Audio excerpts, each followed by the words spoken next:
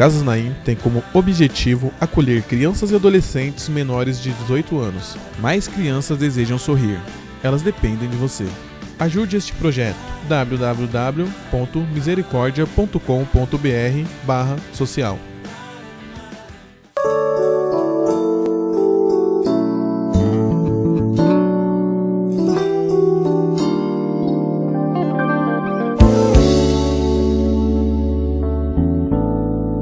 Olá, estamos aqui mais uma sexta-feira. Meu nome é Carlos Seino, eu sou professor de teologia e hoje eu vou meditar no Evangelho junto com vocês, que se encontra no Evangelho segundo São Marcos, do capítulo 12, dos versículos 28b até o versículo 34. Diz assim a palavra do Senhor. Um dos escribas que ouvira a discussão, reconhecendo que respondera muito bem, perguntou a Jesus: qual é o primeiro de todos os mandamentos? Jesus respondeu: o primeiro é: ouve, ó Israel, o Senhor nosso Deus é o único Senhor, e amarás o Senhor teu Deus de todo o teu coração, de toda a tua alma, de todo o teu entendimento e com toda a tua força. O segundo é este: amarás o teu próximo como a ti mesmo. Não existe outro mandamento maior do que este.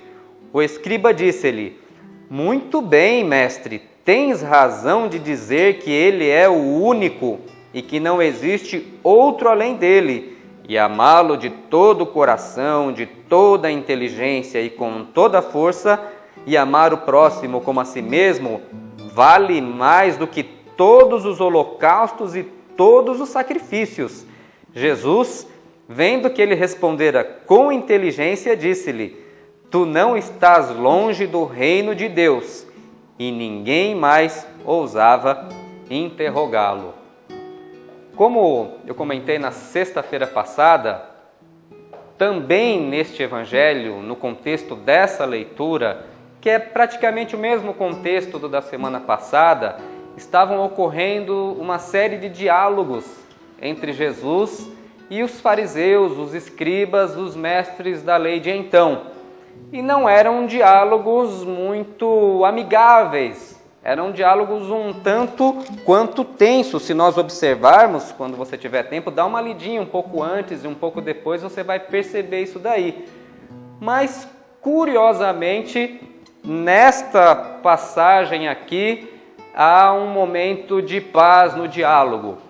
Depois do momento em que Jesus havia respondido acerca da ressurreição dos mortos, esse escriba aqui, ele se animou a fazer essa pergunta para Jesus, porque o público de Jesus ali era dividido entre saduceus e fariseus.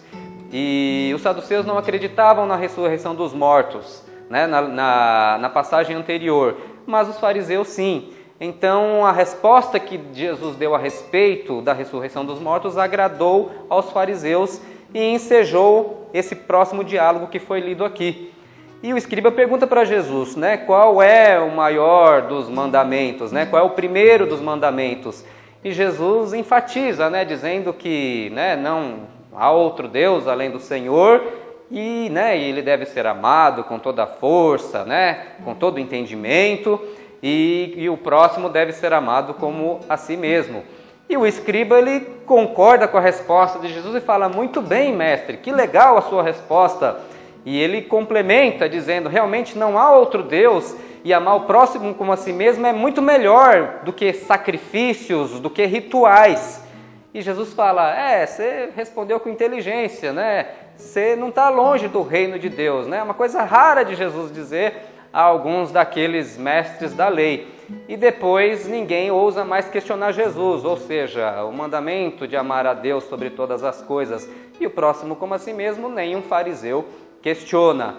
O que eu acho interessante nesse relato é que nós cristãos estamos acostumados a dizer que, de algum modo, o amor é o centro da nossa fé, é o centro da nossa prática. Isso é verdade. Mas o interessante é que esse diálogo que foi lido aqui para vocês é um diálogo entre dois judeus, Jesus e o escriba. Ou seja, isso significa que a centralidade do amor a Deus e ao próximo já fazia parte da lei, já fazia parte da revelação veterotestamentária e não é em si uma novidade. O fato é que com a encarnação do Verbo, com Deus feito carne, nós somos animados e desafiados a expressarmos este amor e até mesmo a suplantá-lo, porque em outra passagem Jesus disse assim que um novo mandamento ele estava dando, que nós amássemos uns aos outros como Ele nos amou.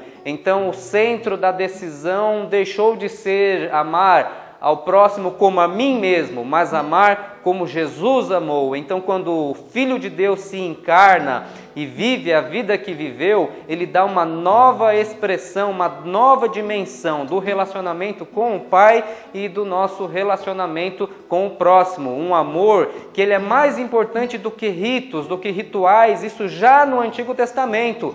Muitos profetas do Antigo Testamento disseram isso para o povo de Deus, por exemplo, o profeta Isaías, quando ele dizia que a religião funcionava muito bem, o sacrifício acontecia, o templo estava lotado, as pessoas se achegavam para ouvir a lei, mas a justiça não era cumprida, os órfãos estavam abandonados, as viúvas, ou seja, não havia uma expressão da justiça, do amor de Deus, e sem essa expressão da justiça e do amor, a religião pode funcionar muito bem, os cantos podem estar eufóricos, tudo pode estar acontecendo da melhor forma possível na religião institucionalizada, mas se não houver o cumprimento da justiça na sociedade, na vida, aqueles rituais de pouco valerão.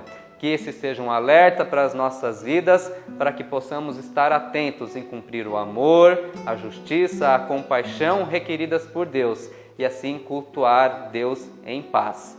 Eu quero também deixar um abraço para as mulheres, porque hoje é o Dia das Mulheres, falando de amor. Não podemos deixar de falar das mulheres, que como a exemplo de Maria e de outras mulheres de Deus, nos deixaram um exemplo de amor a ser seguido na nossa vida, na nossa prática diária da fé cristã. Que assim seja nas nossas vidas. Quero agradecer e até a próxima sexta-feira, onde continuaremos meditando no Evangelho do dia. Deus abençoe.